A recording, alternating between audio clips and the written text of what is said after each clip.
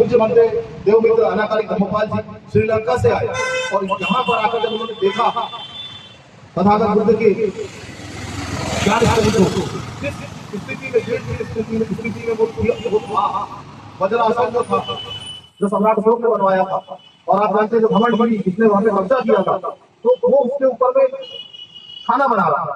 कितनी दुर्दशा जब उन्होंने देखी तो उनकी आंखों से आंसू बहने लगे कि जिस तथागत बुद्ध ने पूरे विश्व को शांति का मार्ग बताया, आज उनके ज्ञान स्थली की इतनी दुर्दशा है। और वो सारनाथ भी गए, सारनाथ में उन्होंने देखा और उसके बाद उन्होंने प्रण लिया कि जब तक मैं महाबोधि महाविहार में मुक्त नहीं करवाऊंगा तब तक के मैं शांत नहीं बैठूंगा। और उसके बाद उन्होंने आंदोलन की शुरुआत की और आप जानते होंगे घमंड से उनके हाथापाई हुई घमंड शामिल किया था। उन्होंने बोला कि हमने पूरी मजबूती से पूरे 7 हमारे पक्ष में है, 90% हम अपना केस दे चुके हैं, 10% सिर्फ न्यायालय की मोहर लगना बाकी है। तो ये बौद्धों को निश्चित रूप से महाबोधि महाविहार मिलेगा। मैं साथ में एक बात और बोलना चाहता हूँ, कुछ लोग हैं जब महाबोधि महाविहार की लड़ाई आकाश रामा जी के द्वारा, कुछ बनते धर्मशिखर जी के द्वारा पूरे भारत में जब शुरू की गई और जब ये लड़ाई तेजी से बढ़ने लगी और ये आंदोलन जब बहुत बड़ा होने लगा, जिसकी वजह से सरकार पर प्रेशर पड़ने लगा, तो कुछ लोगों ने अपने स्वार्थ के लिए, निजी स्वार्थ के लिए इस आंदोलन को कमजोर करने का प्रयास किया और आंदोलन को 2 भाग में विभाजित करने का प्रयास किया। ऐसे लोगों की हम लोग निंदा करते हैं, क्योंकि एक पाप जो हम सब लोग सारे बौद्धों की एक ही आवाज है कि महाबोधि महाविहार मुक्त होना चाहिए। हमारा 1950 लागू की है, उसे रद्द नहीं करनी है। ये बड़ी अफसोस की बात है कि जमीन हमारी, घर हमारा और दूसरे लोगों का कब्जा उसमें हो। हम देखते हैं कि हमारे देश में जितने भी मंदिर है, जितने भी दूसरे धर्म को मानने लोगों का उस मंदिर पर उनका कब्जा है, लेकिन हमारा धर्म का हमारे मंदिर पर दूसरे लोगों का कब्जा है। इसी बात को हम न्यायपूर्वक ढंग से मनवाने के लिए सड़कों पर उतरे हैं, शांति रैली कर रहे हैं।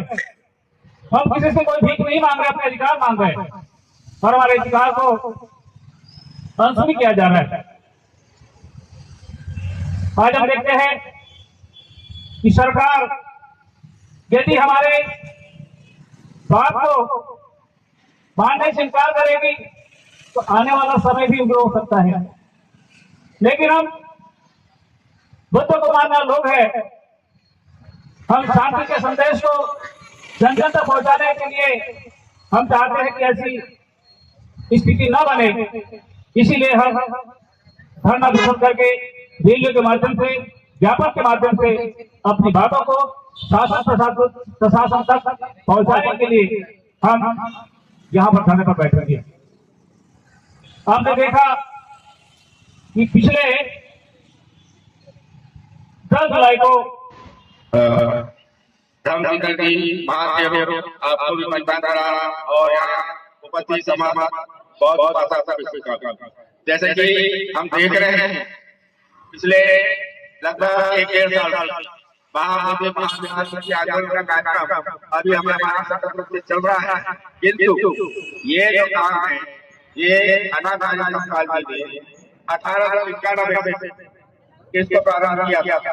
अनागामी काल में एक्चुअली एक क्रिश्चियन परिवार में जन्मे थे और उनका बचपन का नाम डेविड था, मगर जब स्कूल में पढ़े और श्रीलंका में बौद्ध धर्म है तो उनके दिमाग में बौद्ध धर्म की जो बातें आई और जब वो बातें बौद्ध धर्म की आई तो उन्होंने बौद्ध धर्म का अपना किया और बौद्ध धर्म का अपना किया तो उन्होंने क्या किया और क्या मतलब एक्चुअली ये कोई परंपरा है और वो जो क्या करता है उसको अनागारी बोलते हैं।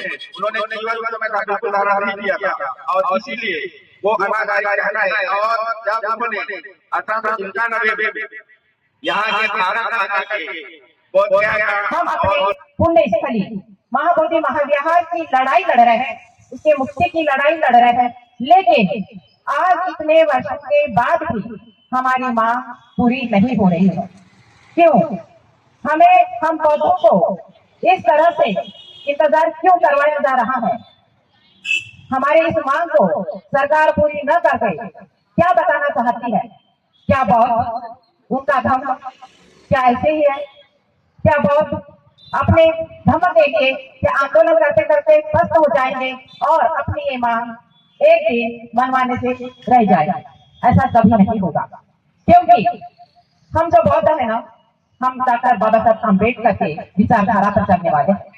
डॉक्टर बाबा साहब अम्बेडकर वही महापुरुष जिन्होंने हम सदियों का प्रबंधन बौद्ध समुदाय को सौंपा जाए। तीसरा, बिहार राज्य सरकार बौद्धों के संवैधानिक अधिकारों में हस्तक्षेप न करे और उन्हें स्वतंत्र रूप से अपने धर्म को पालन करने में बाधा उत्पन्न न करे। और जो चौथी जो मांग है, बिहार राज्य सरकार एवं गया पुलिस के द्वारा बौद्ध भिक्षुओं पर झूठे मुकदमों को तत्काल हटाया जाए। इन मांगों को लेकर यह धरना कार्यक्रम रखा गया है और इस धरना कार्यक्रम में राजा प्रसेनजीत का हाथी, युद्ध का हाथी था, वो दंगल में जिस तरह से फंस गया था और उस फंसे हुए हाथी को राजा प्रसेनजीत ने निकालने की बड़ी से हमारे हिंदू संघ द्वारा इस महाबोधि महाविहार को बौद्धों को सोचने के लिए एक बड़ा आंदोलन शुरू किए और इस आंदोलन के तहत देश में जो महाबोधि महाविहार मुक्ति आंदोलन के रूप में जाने लगा और पूरे देश में इस आंदोलन को एक नई गति मिली। उसी तारतम्य में बालाघाट जिले में भी महाबोधि महाविहार मुक्ति आंदोलन समिति बनाई गई,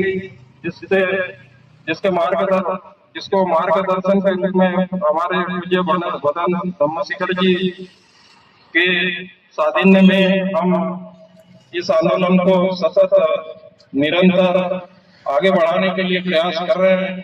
बदन बिहार सरकार होश में आओ, बिहार सरकार होश में आओ, केंद्र सरकार होश में आओ, केंद्र सरकार होश में आओ। अभी तो ये अंगड़ाई है, अभी तो ये अंगड़ाई है।